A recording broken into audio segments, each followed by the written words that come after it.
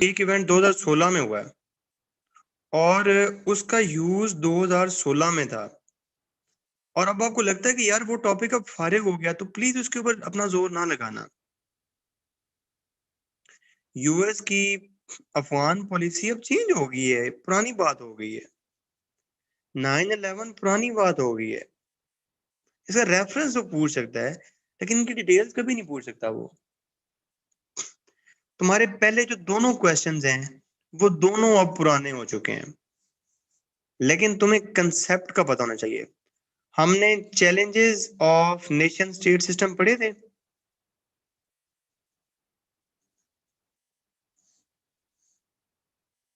तो तुम्हारे पहले दोनों क्वेश्चंस उसी challenges of nation state system से हैं। देखो पहला क्वेश्चन है,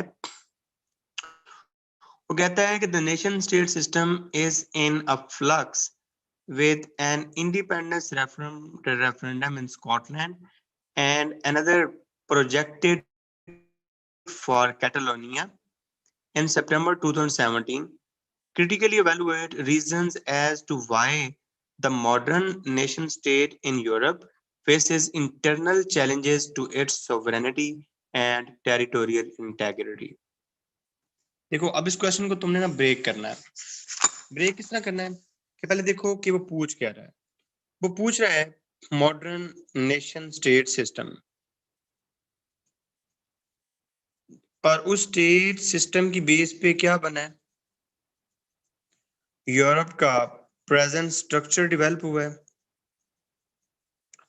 और लेकिन with the passage of time ये जो कैटलोनिया का रेफरेंडम है और ये जो स्कॉटलैंड का रेफरेंडम है, ये इनके स्ट्रक्चर को, मॉडर्न नेशन स्टेट के स्ट्रक्चर को ऑल टुगेदर चेंज कर रहा है। क्योंकि यहाँ पे जो रेफरेंडम है वो नेशन स्टेट कंसेप्ट को खराब कर रहे हैं। तो आपने बस ये प्रूव करना था कि ये किस तरह नेशन स्टेट सिस्टम को चैलेंज करते हैं। तो अटेम्प्ट करने का तरीका क्या होता है, पहले अच्छी सी आउटलाइन बनाते हैं, ठीक है, जैसे आउटलाइन, इंट्रोडक्शन,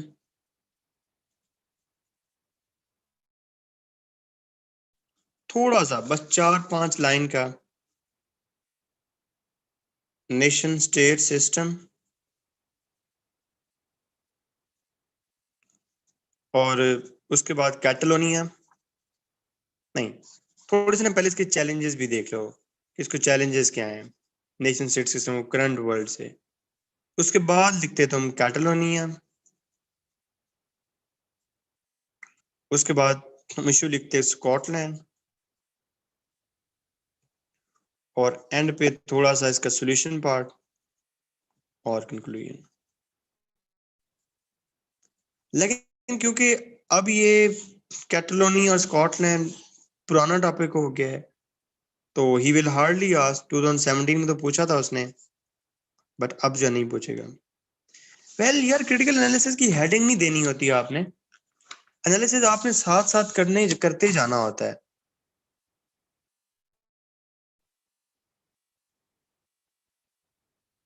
नहीं नहीं, थ्योरीज की भी अलग से हेडिंग नहीं देनी।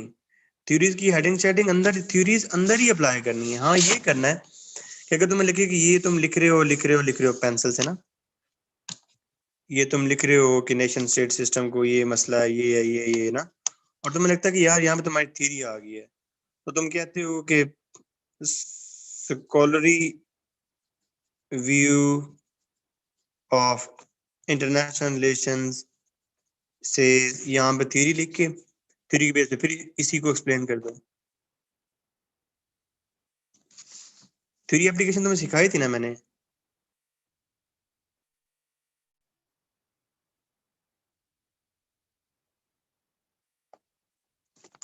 बुक का आर्टिकल इस तरह करते हैं कि बुक का आर्टिकल लिखने के लिए ना हमेशा एक लाइन ऊपर छोड़ो और एक लाइन नीचे छोड़ो। अपने ये जो आपके पास इंपॉर्टेंट बातें होती है ना, वो प्रॉपर आप फिट करके लिखो।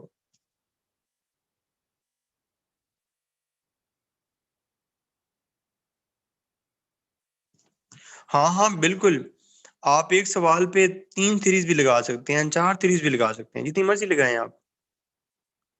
वेल पेपर 1 में भी और पेपर 2 में भी, दोनों में थी इस्तेमाल होंगी। प्लीज ये गलती ना करना। पेपर 2 होता सारा करंट अफेयर वाला पेपर है, लेकिन फर्क कहाँ पे पड़ता है कि आपने उसको करंट अफेयर का पेपर नहीं बनाना। बिलाल कंक्लूजन पे ना लिस्ट व्यू देना है। कोशिश करना कि कंक्लूजन पे हमेशा लिबरलिस्ट या पीस या इस तरह एंड करना है। मैं तुम्हें कैंटीन पीस मॉडल पढ़ाया था ना हमने।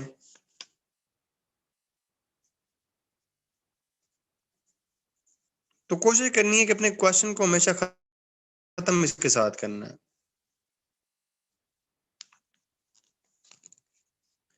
देखो बच्चे, पंजाबी है ना, तो पंजाबी में आपने शेर लिखने हैं तो नंबर मिलेगा।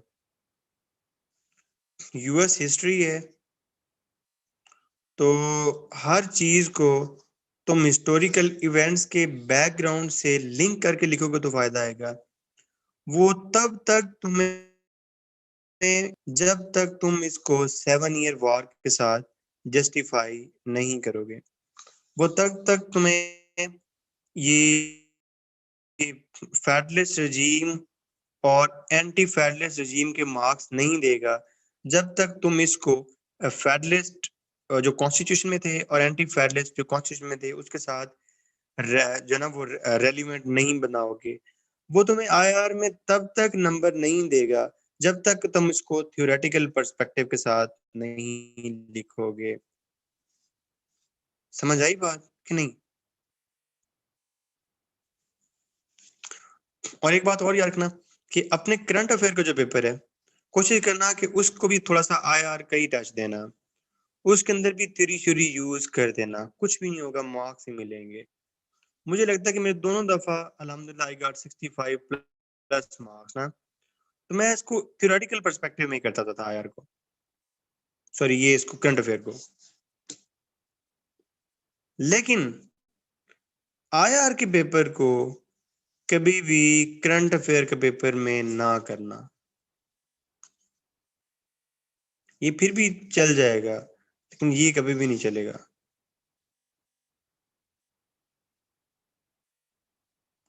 हाँ हाँ बिल्कुल, आप यूज करें, डालें ना।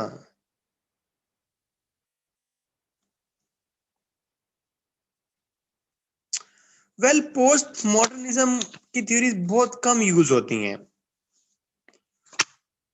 बच्चे। मैप्स, फ्लो चार्ट्स, ये तो पूछने की जरूरत ही नहीं है ना, ये तो पूछने की जरूरत ही तो हमने यूज करने ही करने हैं।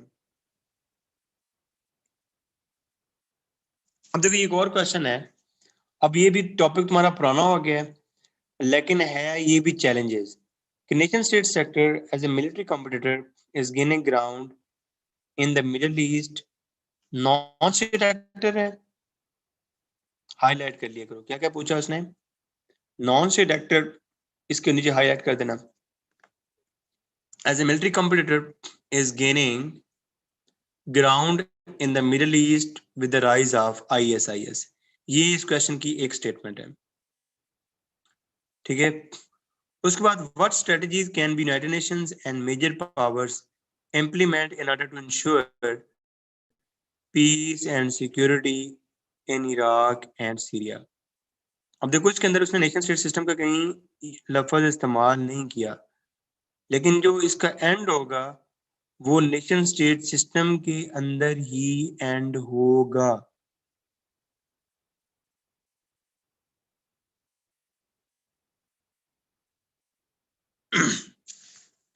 यार देखो ना, तुम ये लिख रहे हो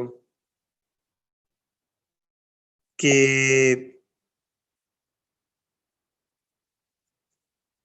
इन द मॉडर्न पीरियड या in the modern day world some legacies from the past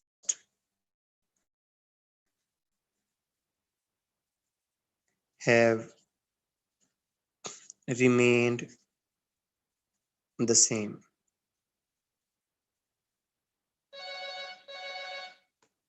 है आज हेलो हाँ मादी सुबह उठा ली बर्तन okay In the modern day world, some legacies from the past have remained the same. The importance of sea is as relevant as it was in the past. In neo-realistic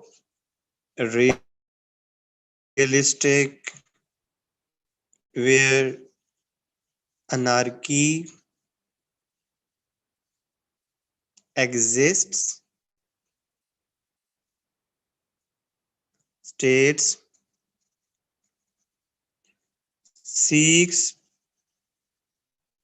to gain power for statism and self-help. One of the major element of power is C. अब ये जो reference तुम कह रहे थे ना as Captain Mahan in his book, ये उसकी एक बुक थी मुझे उसका नाम नहीं याद आ रहा और यहाँ पे लिख देना said. अब उसने जो कहा था वो मुझे याद आ रहा है उसने यही कहा था कि सी power is the key to the world war. तो एक लाइन नीचे भी छोड़ देना और यहाँ पे अगला कोशिश करना कि given the context of South China Sea, तो जो प्रेजेंट चल रहा है वो लिख देना. अब देखो क्वेश्चन है साउथ चाइना सी का, क्वेश्चन है करंट अफेयर का, लेकिन उसको तुम उसका स्टार्ट देखो, बिल्कुल कौन सा स्टार्ट है आईआर वाला. जब तुमने रेफरेंस एंड पे यूज करना है तो इसको अंडरलाइन कर देना और जो उसकी कोटेशन है उसको वैसे सेपरेटली लिखा हुआ है और ये तुम लिख रहे होगे इससे पेन से और जो कोटेशन है वो तुम लिख लेनी है मार्कर से. लेकिन जो एक चीज मेन का ख्याल रखना है वो यही है कि new realistic world, anarchy, power, statism, self help. क्या मैं तुम लोगों को समझा पाया हूं? हाँ हाँ बॉल पेन यूज करनी यार. अब ये तो ना पूछो ना, ये बच्चों वाली चीजें तो ना पूछो प्लीज, खुदा का नाम है यार. ये क्या मतलब मैं क्या कहूँ पहले यार मैं अक्सर यही बताता हूँ कि ना एक है यूनिबॉल की ना एक वो पेन होता है वीएन एलीट. तो ये ब्लैक में भी मिलता है और ये ब्लू में भी मिलता है. तो मैं ये दोनों पेन ब्लैक भी ब्लू भी और साथ में ब्लू मार्कर ये तीन चीजें यूज करता होता था. हाँ जब आप पेपर में जाते हैं ना तो कोशिश करें कि पेपर में 30 मिनट्स पहले चले जाएं और 15 मिनट पहले हॉल में बैठ जाएं. वो शीट्स डिस्ट्रीब्यूट कर देते हैं तो आप मार्जिन जरूर लगाएं, मार्जिन से जरा पेपर अच्छा लगता है। अच्छा भी लगता है, थोड़ी शीटें भी आपकी ज्यादा भर जाती हैं, तो मार्जिन लगा लें आप। हाँ हाँ, दोनों तरफ लगाओ।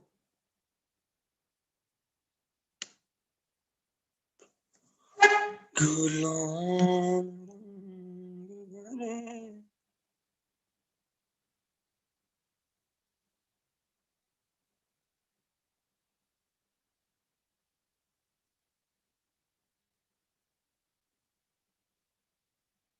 हाँ जी, पूछ लें जनाब, पूछ लें। आप आपने पूछनी है तो पूछ लें। पूछें बेटा, पूछें, राबिया पूछो।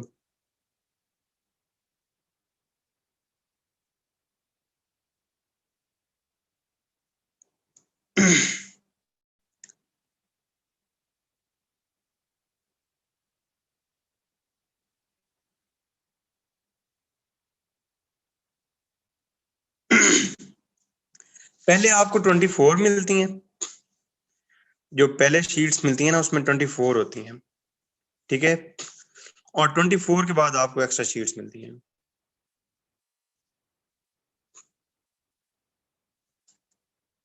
वो आपकी राइटिंग स्टाइल पे डिपेंड करता है।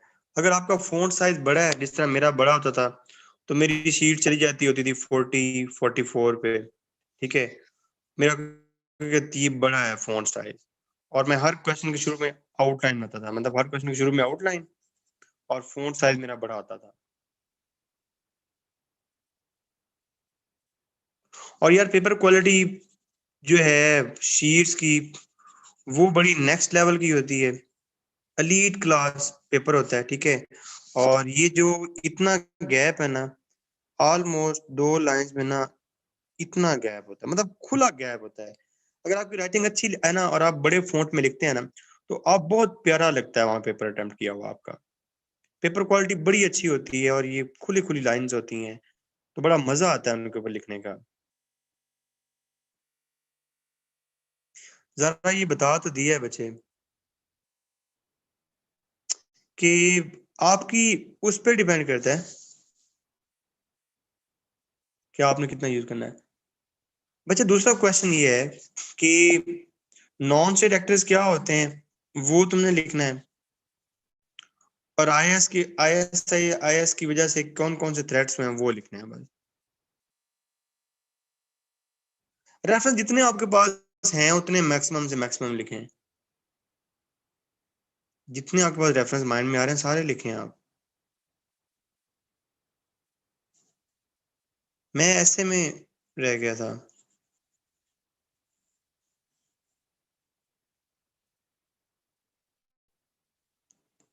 हाँ हाँ बिल्कुल। उसके बाद ये आगे प्योर जो है ना वो आईआर का क्वेश्चन है कि what are the essential differences between the liberal internationalist and realist theories. In your opinion, why is realism the most dominant theory and discipline of international relations? ठीक है। नीचे उसने पूछा हुआ है कि how do the new realist and constructivist approaches differ over the study of state behavior in contemporary international politics? अब ये क्वेश्चन इतने मजेदार हैं, इतने क्रिस्पी हैं कि जब इनको तुम सॉल्व करने लगोगे ना, तो ये तुम्हारे हाथ में नहीं आएंगे। ये तुम पूछना इतना नॉलेज रिटेन कैसे करते हैं। पेपर में आपके पास मुझे समझ नहीं आती कि पेपर में इतनी चीजें आ रही होती है ना, कि टाइम कम पड़ जाता है, इनको मैं लिखूं कैसे। जैसे पहला क्वेश्चन है कि what are the essential differences between liberal internationalist and realist theories. तो पहले आप इनकी जो है ना वो आउटलाइन बनाएं पेपर की, क्वेश्चन की, ठीक है। यार बिलाल, मैंने बता तो दिया है यार, एक क्वेश्चन बार बार ना पूछो। इंट्रोडक्शन,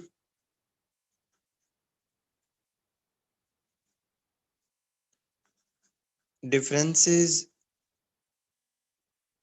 बिटवीन देम, ठीक है। और उसका अगला पार्ट क्या है?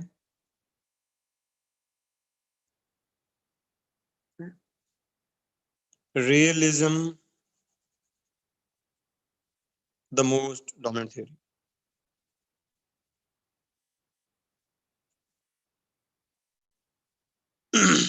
हिस्टोरिकल पर्सपेक्टिव लिखो इसका।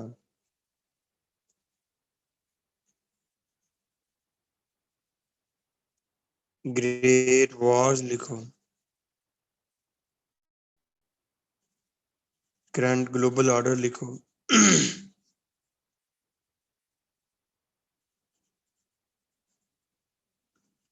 और कंक्लूजन लिख दो।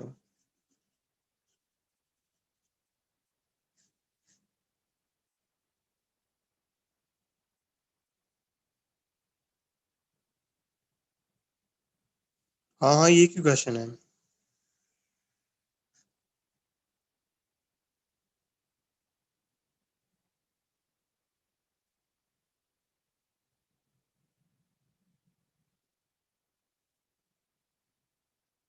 नहीं नहीं, ये किससे भैया? देखो, मैं आपको तरीके चॉइस करना है। पेपर में आपका ना अपना कलर रिफ्लेक्ट होना चाहिए। अगर आप अपने आप को फिक्स कर लेंगे ना, अगर अपने आप को फिक्स कर लेंगे ना, तो आपके पेपर में कभी भी शाइन नहीं आएगा। प्लीज अपने आप को फिक्स नहीं करना।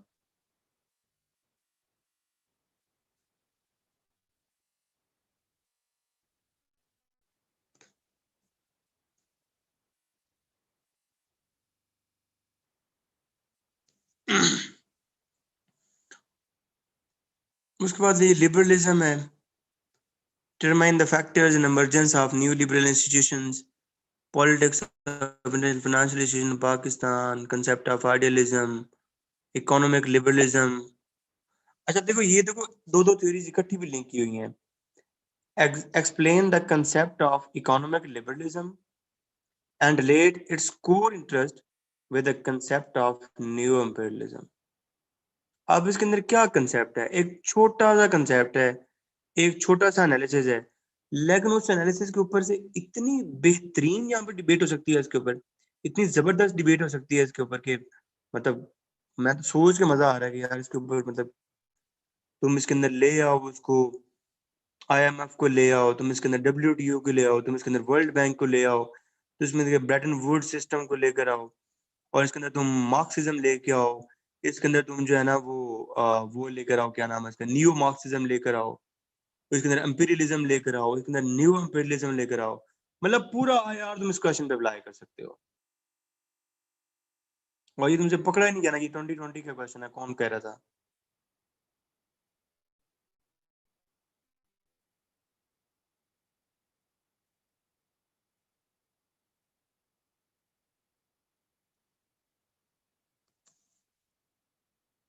उसके बाद कंस्ट्रक्टिविज्म है। What are the points of convergence and divergence in new realistic. Convergence और डाइवर्जेंस वाले मैंने सारे तुम्हें पॉइंट्स बता दिए थे। पोस्ट पॉजिटिविज्म में टेररिज्म, फेमिनिज्म। अब ये जो क्वेश्चन होते हैं ना, ये बड़े मजेदार होते हैं, डिपेंडेंसी या इंटरडिपेंडेंसी वाले, कि critically discuss the idea of dependence and interdependence. नहीं, ये तो बहुत सिंपल हो गया ना क्वेश्चन। क्वेश्चन टेक्निकल होता है ना तो बड़ा मजा आता है। ये फॉरेन पॉलिसी है। ये तो बहुत ही सादा क्वेश्चन था कि point out the main goals of foreign policy of states and determine the factors which influence its making and implementation। ये तो बहुत सादा है। ये 18 का क्वेश्चन है। हाँ, ये अच्छा क्वेश्चन है। वाओ वाओ, चेक करो। कहते the manner in which a nation's ideology dominates its foreign policy is constantly in confusion। मतलब जो किसी भी, यार मैं क्या, मैं फिर दोबारा से पढ़ने लग जाऊं? नहीं नहीं, बस ये देखो कि एक नेशन की जो आइडियोलॉजी होती है वो उसकी फॉरेन पॉलिसी में किस तरह रोल प्ले करती है। वो कहता है कि it is always in confusion. Explore the relationship between capitalist democracy and foreign policy of the United states of America. वाह वाह, कसम से पूरा मैंने इसके ऊपर रिसर्च पेपर लिख सकता हूँ। आगे है an analysis of the anatomy of foreign policy is essential prerequisite to an understanding of the dynamics of international relations. देखो अब एनालिसिस का तुम कैसे यार, ये तो अब कोई बात नहीं कि तुम मुझसे ये पूछने लग जाओ कि ये कैसे, सारा कुछ पढ़ाया नहीं है तुम लोगों को।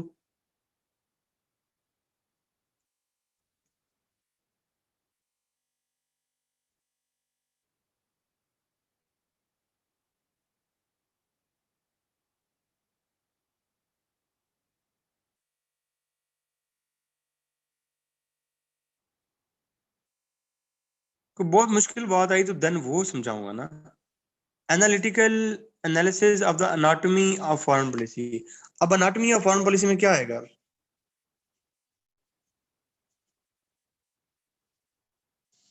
क्या आएगा एनाटॉमी ऑफ फॉरेन पॉलिसी में?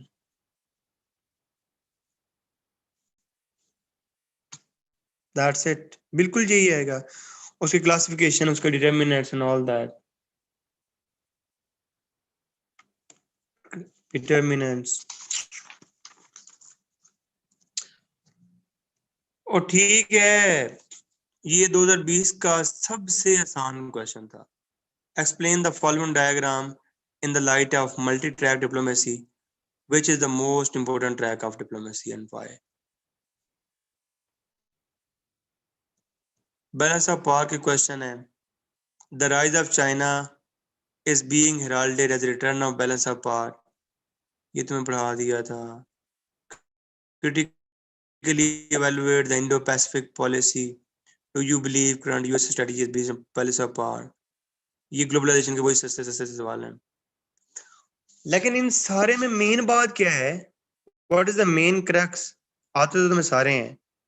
What is the main theme?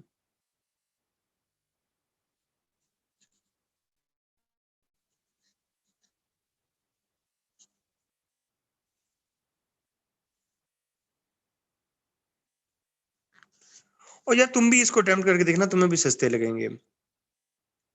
तुम भी इसको अटेम्प्ट कर रहे हो तुम्हें।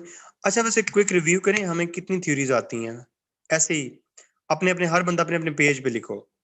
हर बंदा अपने अपने पेज पे लिखो और जस्ट हम देखते हैं कि ना हमें कितनी कितनी थ्योरीज आती हैं। मैं जैसे मैं लिखता हूँ, हर बंदा अपने अपने पे लिखे। Realism, new realism,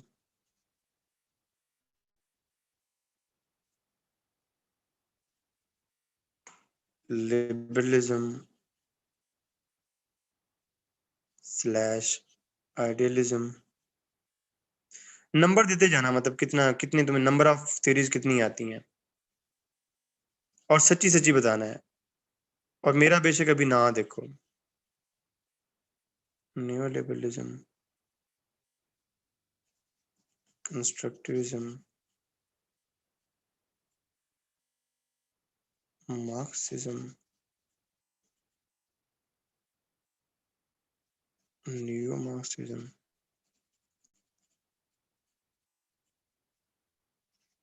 critical theory,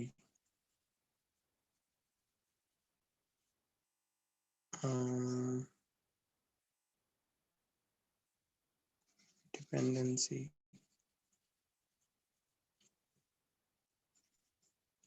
interdependency,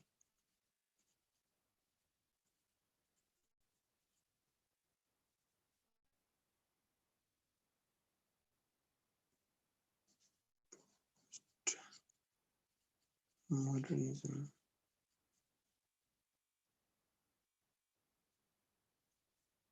feminism, imperialism,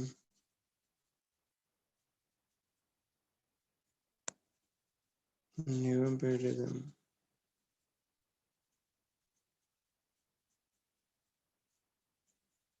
balance of power।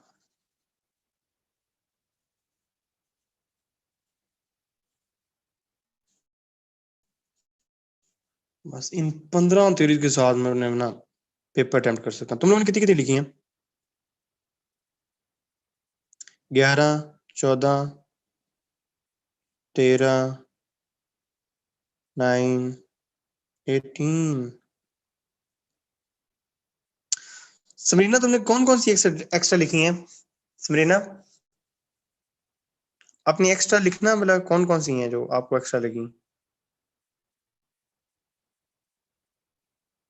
Please right in chat box.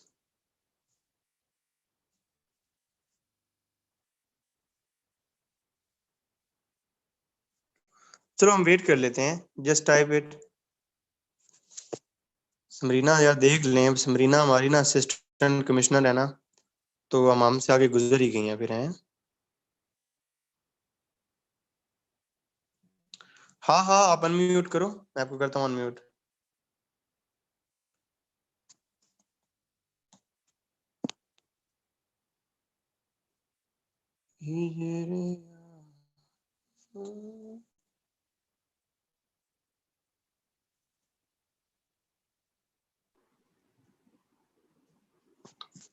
कौन सी एक्स्ट्रा लिखी हैं? अस्सलाम वालेकुम सर।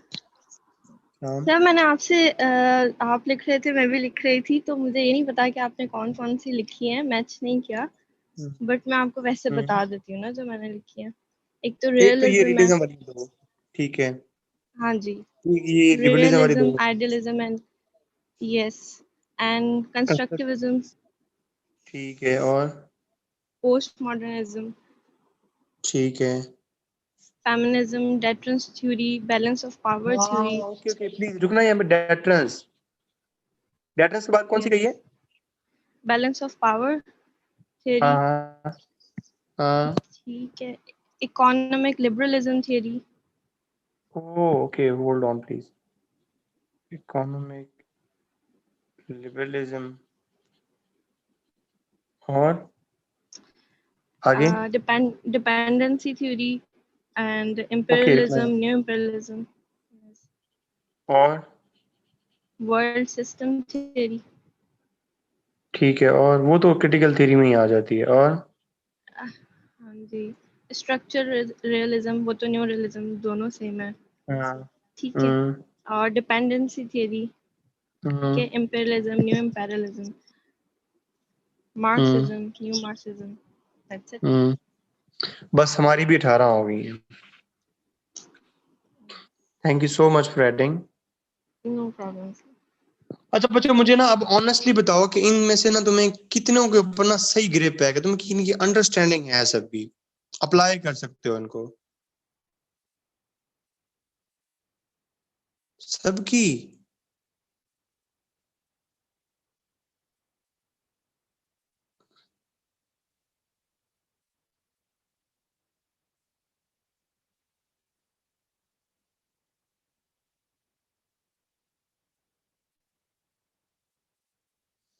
यार अगर तुम्हें 10 भी आती है ना, और तुम 10 पेपर में अटेम्प्ट करके आ जाओ ना, तो जो चेक करने वाला है ना, he will reward you something. लेकिन देखो, मैंने इसके ऊपर बड़ी मेहनत की है, मैंने एक एक थ्योरी पे टाइम लगाया है, ठीक है ना? एक एक थ्योरी पे मैंने टाइम लगाया है।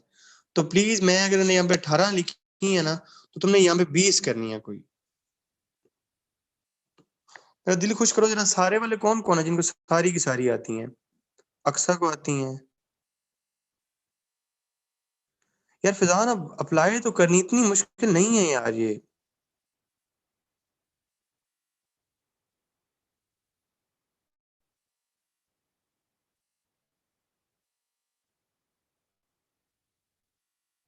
देखो, तुमने एक चीज देखी है कि मैं जब भी लिखने लगता हूँ, मैं जब भी कोई एक पैराग्राफ लिखता हूँ, तो उसमें 4-5 जार्गन्स और एक थ्योरी ऑटोमेटिकली अप्लाई हो जाती है। देखा तुमने? इसकी रीजन क्या है भला? बस मैं तुमसे थोड़ा सा आगे हूँ कि मेरी राइटिंग प्रैक्टिस है बस। तो तुम करो ना राइटिंग प्रैक्टिस, करो ना, तुम लोग खुद भी करो राइटिंग प्रैक्टिस, मैक्सिमम प्रैक्टिस करो।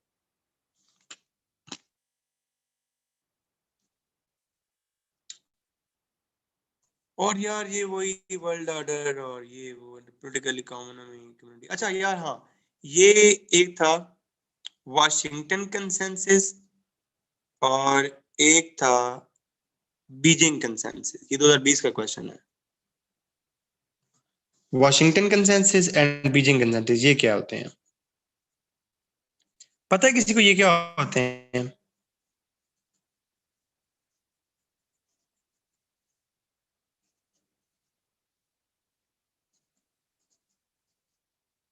Very good. ये इकोनॉमिक कंसेप्ट्स हैं, ये इकोनॉमिक कंसेप्ट्स हैं। ये जो है ये सारा लिबरलिज्म वाला व्यू है। आईएमएफ, वर्ल्ड बैंक और ये सारा वो वाला कंसेप्ट है। और ये वाला जो है ना, ये सारा ये है HDI मॉडल वाला। याद है तुम्हें एक दिन HDI मॉडल पढ़ाया था कि लोगों के ऊपर इन्वेस्ट करो, people should be at your base. और मैंने तुम्हें 2 मॉडल पढ़ाए थे, एक GDP मॉडल पढ़ाया था और एक HDI मॉडल पढ़ाया था, याद है?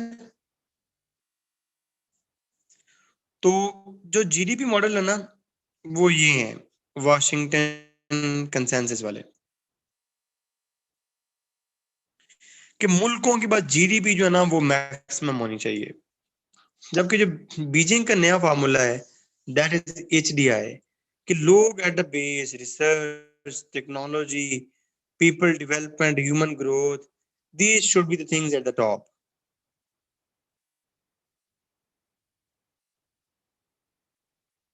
Yes, sort of Scandinavian model. हाँ जी अनम।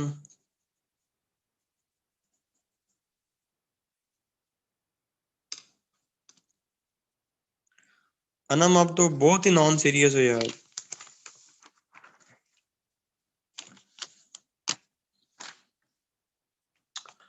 क्या बात कर रहे हैं हम एंड आप आउट ऑफ नो वे, वो क्या लेके आ गए? अच्छा ये देखो, ये देखो, ये क्वेश्चन बी देखो, क्वेश्चन सी देखो। क्वेश्चन बी 18 में है और क्वेश्चन बी 20 में है। Describe the concept of preemptive self-defense in the context of international law and critically evaluate the legitimacy of US forces in Canada. They are same. मतलब एक word भी नहीं चेंज किया उन्होंने।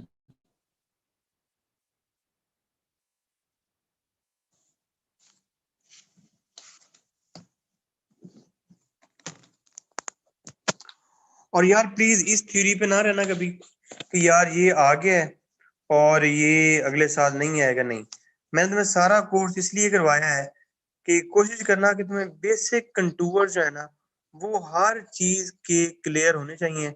बाकी ऊपर लिख बंदा लेता ही है।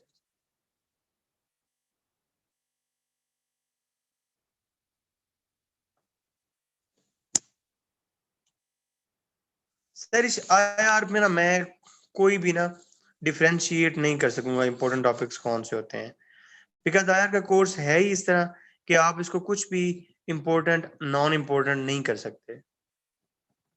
ये मेरा एक ओपिनियन है जाती तौर पे।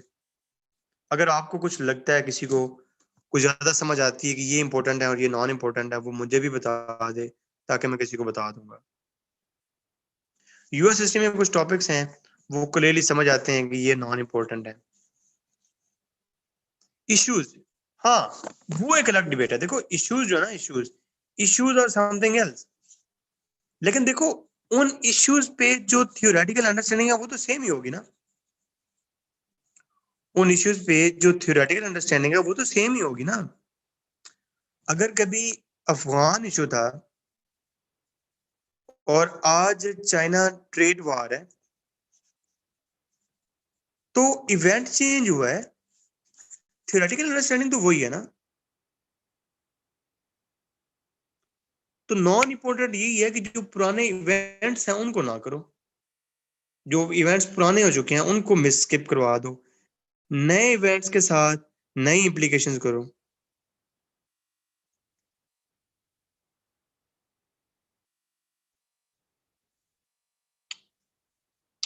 गुलाम पहले इसको खत्म कर लें IR को, फिर ऐसे भी आ जाते हैं।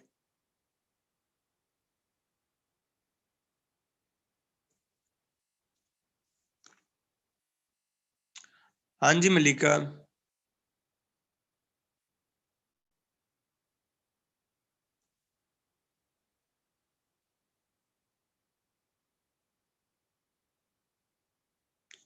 मुझे तो पता नहीं है कि क्वेश्चन 4 क्या था, मैं तो बस इधर से देख रहा हूँ। मैंने तो ये फाइल बनाई हुई है।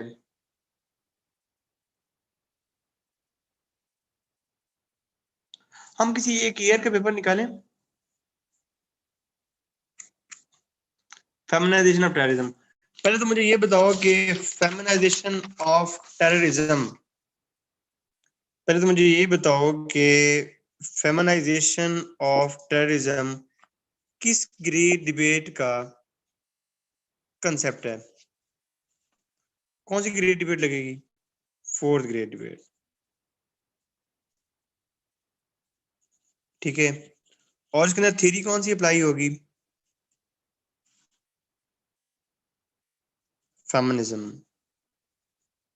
और इसके ऊपर क्रिटिकल एनालिसिस किन के ऊपर करना है? किन दो थ्योरी का क्रिटिकल एनालिसिस करना है? शाबाश, न्यू रियलिज्म का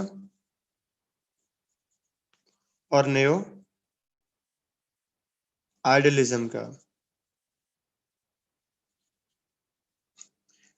हायर पॉलिटिक्स किसके पास है?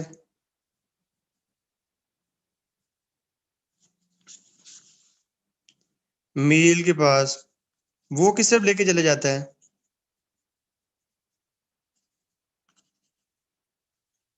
जरूरत किस बात की है?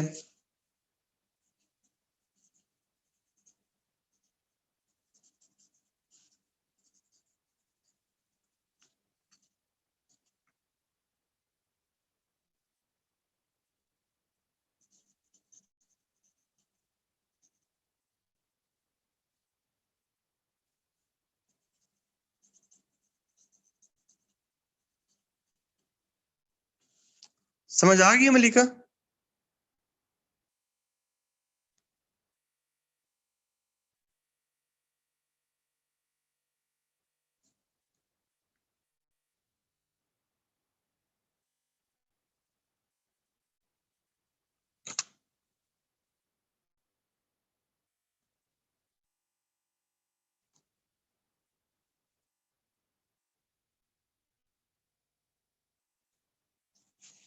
यार एक मिनट रुकना।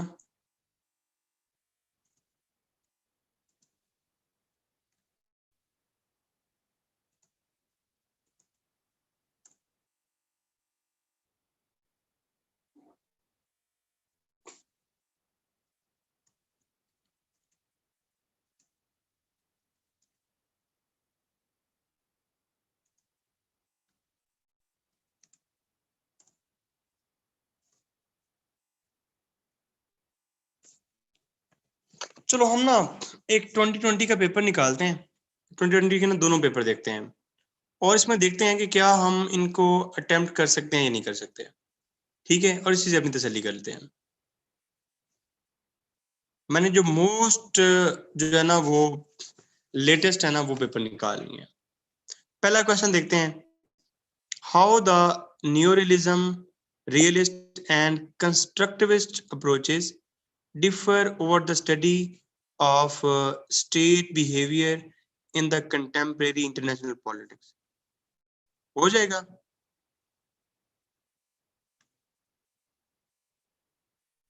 कि नहीं?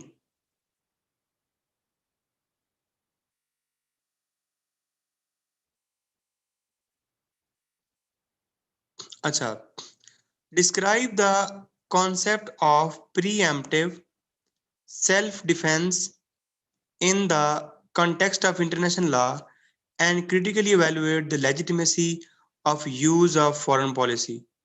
ये तो मेरे ख्याल में जितना तुमसे होना चाहिए अच्छा उतना किसी से भी नहीं होना चाहिए। How do you understand the by international political economy? How it promotes economic dependency in developing states? हो जाएगा। Define the concept of strategic culture and highlight the major determinants of Pakistan strategic culture। हो जाएगा। Yes, 4 question करने होते हैं और तुम्हें चारों के चारों आते हैं और अभी तुमने खुद तैयारी नहीं की। 4 क्वेश्चंस करने होते हैं और तुम्हें चारों के चारों आते हैं, और अभी तुमने खुद तैयारी नहीं की, अभी तुमने लेक्चर्स लिए हैं जस्ट।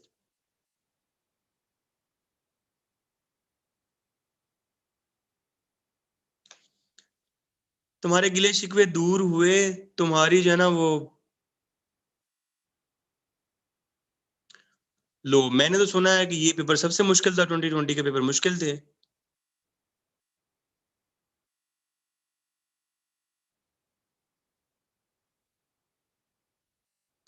2017 वाला निकाल लें, 2017 वाला निकाल लें।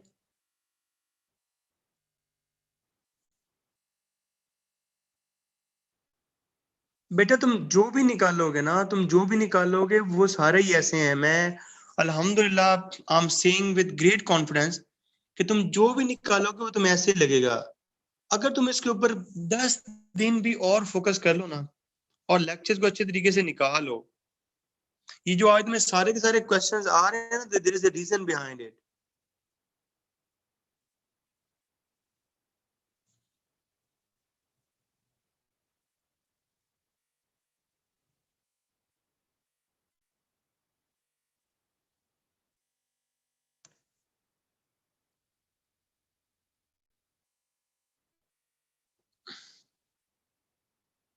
ये देखो ये 20 का है। What are the multi-dimensional and multifaceted impacts of climate change on multiple dimensions of security? Identify each, discuss and analysis under the theoretical framework of security and international relations. कौन सी थ्योरी अप्लाई होगी इसके अंदर? पहले question में कौन सी theories apply होंगी?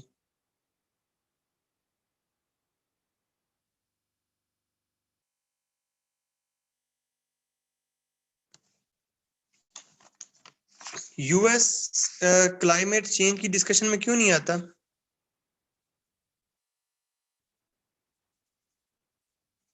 US climate change की discussion में क्यों नहीं आता? अपने जाती इंटरेस्ट हैं तो क्या हो जाएगा? न्यू रियलिज्म, अपने बेनिफिट्स, और एक पर्टिकुलर वर्ड होता है आईआर का जार्गन, एक पर्टिकुलर वर्ड जो होता है आईआर का जार्गन,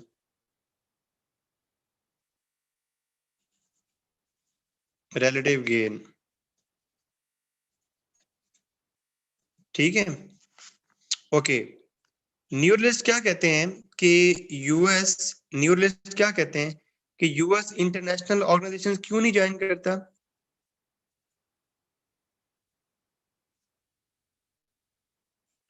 क्योंकि ऑर्गेनाइजेशन सिर्फ वही ज्वाइन की जाएंगी जो अपने फायदे के लिए हैं। और अभी क्लाइमेट चेंज के ऊपर अगर वो ज्वाइन करते हैं इनको, तो उससे क्या होता है?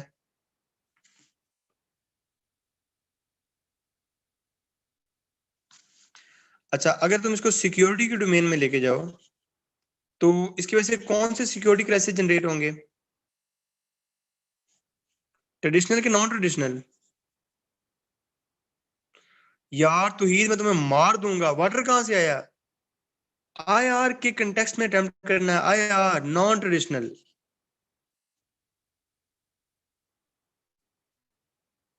तुम्हें थोड़ा सा आइडिया हो रहा है कि तुम इसके ऊपर क्या क्या लिख सकते हो? अगर लिख, एक जस्ट एक आइडिया हो रहा है?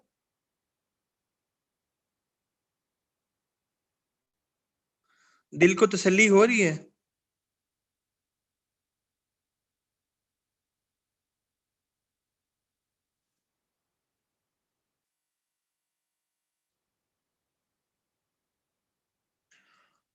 अब बहसीयत कौम आप बचपन से ही निकम्मे रहे हो, तो बिलाल पाशा तुम्हें 50 तक तो लेके आ सकता है, 100 तक तो नहीं ना लेके आ सकता।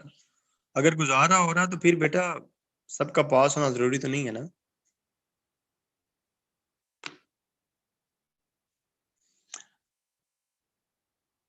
What are the essential resources of management? What does the resources become? जो बंदा मुझे इसमें ना एक पर्टिकुलर वर्ड बताएगा ना, पर्टिकुलर वर्ड बताएगा ना, मैं बिलीव में उसको अवार्ड दूंगा। ये क्वेश्चन सिर्फ एक वर्ड से हल होता है, और वो वर्ड लाजमी यहाँ पे यूज होना चाहिए। क्वेश्चन है कि what are the 4 essential of resource management? When does a resource become an element of power or a resource curse? Discuss the Ricochet case in this context. Resource management के 4 point तुम लिख लोगे ये वो.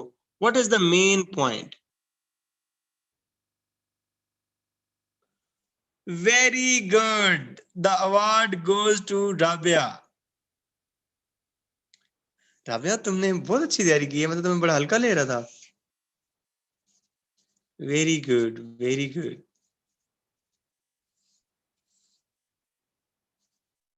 फंजिबिलिटी उल्लू के बटो, फंजिबिलिटी ऑफ रिसोर्स.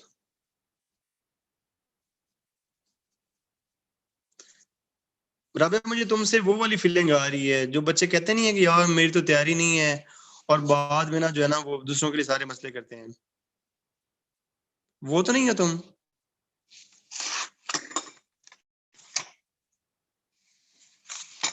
मुझे भी यही लग रहा है. ये आज एक्टिव जो है ना वो राबिया ही थी ना, जितने पहले पहले भी क्वेश्चन पूछा वो भी राबिया ने जवाब दिया था मेरे ख्याल में.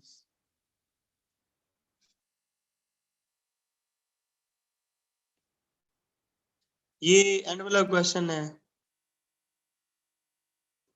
बाकी यार वही बातें हैं सारी, मतलब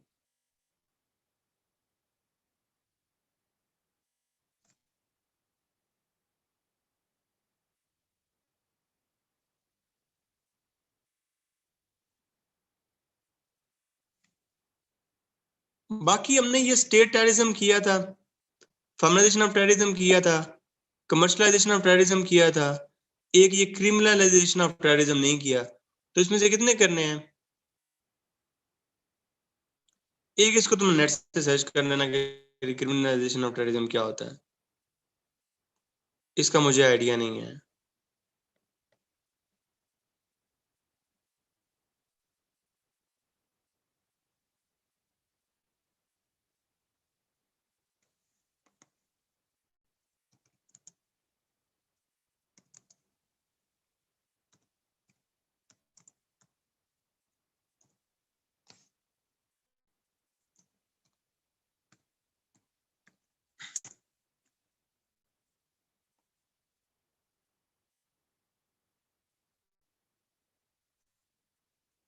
यार ये 19 का पेपर नहीं निकल रहा.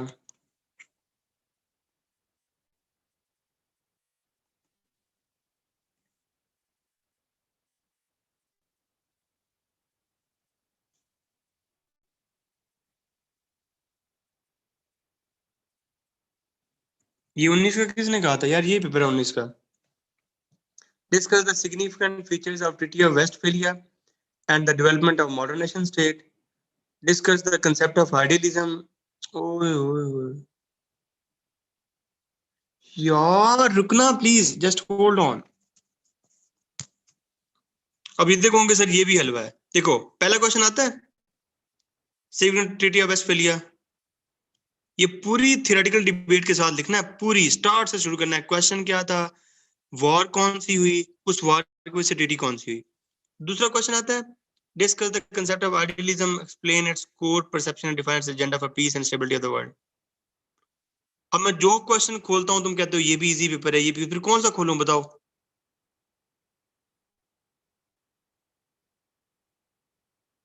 2021. यार 2021 वाला भी आसान होगा इंशाल्लाह. 2021 वाला भी आसान होगा, डोंट वरी. ये 2019 का है जनाब, ये 2019 का है. 2021 का भी आसान होगा, डोंट वरी. मेरे ख्याल में अपना मैं भी ना तुम्हें तंग कर रहे हैं, तो चलो आज तुम्हें जल्दी छुट्टी देते हैं, आधा घंटा पहले का. तो in the end just let me no कि जो तुम्हारे गिले शिकवे थे वो एड्रेस हो गए कि नहीं हुए.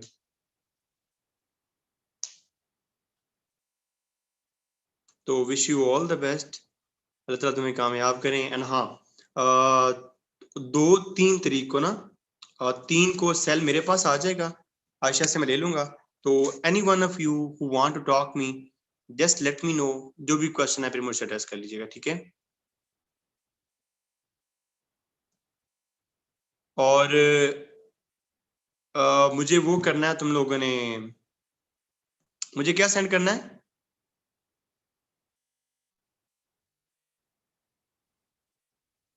फीडबैक, और मुझे मैसेज ना करना पड़े किसी के लिए, किसी से।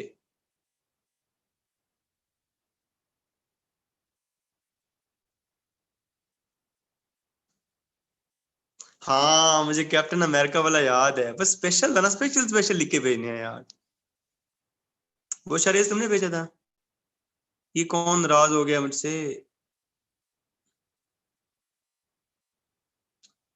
अक्सा मलिक। अक्सा, आप क्यों नाराज हैं? शरेज, thank you so much, it was so special. जी जरूर, आई विल इवैल्यूएट इट।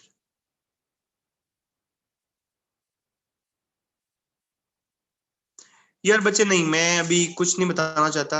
मैं रेस्ट करना चाहता हूँ, और काफी सारा रेस्ट करना चाहता हूँ। तो अगर मेरा दोबारा दिल किया तो मैं पढ़ाऊंगा, अदरवाइज मे बी मेरा दिल ना किया तो मैं नहीं पढ़ाऊंगा। I do apologies in advance, क्योंकि यार मेरी जिंदगी काफी ज्यादा मैंने भी बिजी कर ली हुई है इस सिलसिले में। तो I want to enjoy a little, तो देखूंगा इंशाल्लाह।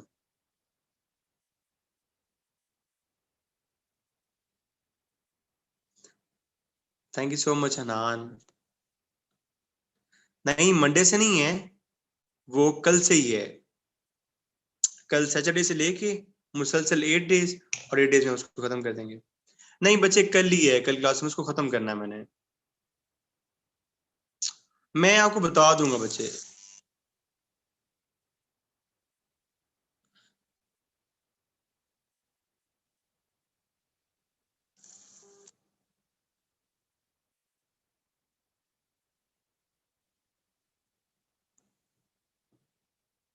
जी ज़ारा, क्या रिक्वेस्ट है?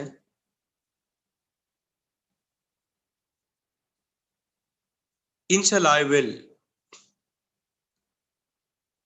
गुलाम, कितने नंबर है तुम्हारे मेरे पास? जी शरीस। सैरिश, आपका माइक खोलते हैं, आपका माइक खोलते हैं सैरिश,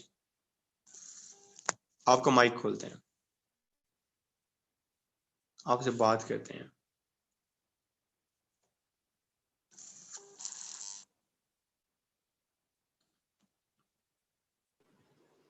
अस्सलाम वालेकुम। वालेकुम अस्सलाम सर, कैसे हैं? मैं ठीक ठाक, आप सुनाएं? अल्हम्दुलिल्लाह ठीक हूँ सर। सर आज मैंने क्वेश्चंस पूछे हैं, आपने किसी का भी रिप्लाई नहीं किया, मुझे लगा शायद आप नाराज हैं। नहीं बेटा, मैं नाराज नहीं हूँ। आप क्या क्वेश्चंस थे? सर अभी इस तरह तो याद नहीं है, वो बीच में कुछ छोटे छोटे क्वेश्चंस थे जो पूछे थे, कुछ पेपर अटेम्प्टिंग का पूछा था, खैर वो साथ साथ ओके। जो बाकी लोग पूछ रहे थे तो उससे मुझे हाँ, आंसर मिलते जा रहे थे, लेकिन बस ये था, ठीक मुझे है। लगा शायद आप मेरी किसी भी बात का आप जवाब नहीं दे रहे तो। क्वेश्चन लिख लें सारे, ठीक है, जी सर, और जी दो को कॉल कर लीजिएगा मुझे। ठीक है, सही है, 1 ठीक है। और सर आपको क्वेश्चन अगर हम अटेम्प्ट करें तो वो पिक्चर बना के आपको सेंड कर सकते हैं, और किस डेट पे हम कर सकते हैं? जिस तरह मैं नहीं कर